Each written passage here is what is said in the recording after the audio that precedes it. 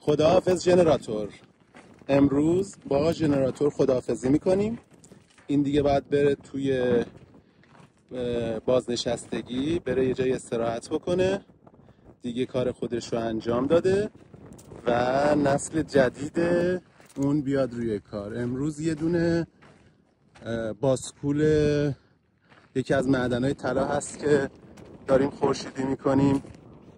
برق کلش رو داریم تعمیم میکنیم، از جمله اسپیلت، سماور برقیش، روشناییش، پروژکتورا و کل سیستمش دیگه با برق خورشیدی میاد توی مدار و دیگه از این لعنتی پرسر و صدا خلاص میشن.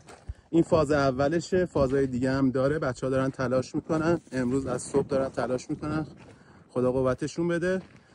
و یکی از بهترین سیستمایی که و بهترین کارهایی که الان انجام دادیم، صد خودمون رو گذاشتیم به صورت مهندسی، به صورت خیلی عالی با رعایت استانداردهای کامل داریم انجام میدیم.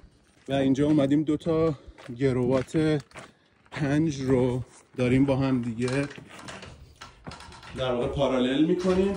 باتری لیتیوم 5 کیلوواته و همطور که ملاحظه میکنید 2 تا اینورتر آف گرید 5 کیلووات. این هم تابلوهای AC و DCش هست که داره کاراش انجام میشه و این هم کفه باسکوله که داریم کاراش انجام میدیم و فکر میکنم تا 1-2 ساعت دیگه بتونیم بیاریمش رو مدار و استفاده بکنیم.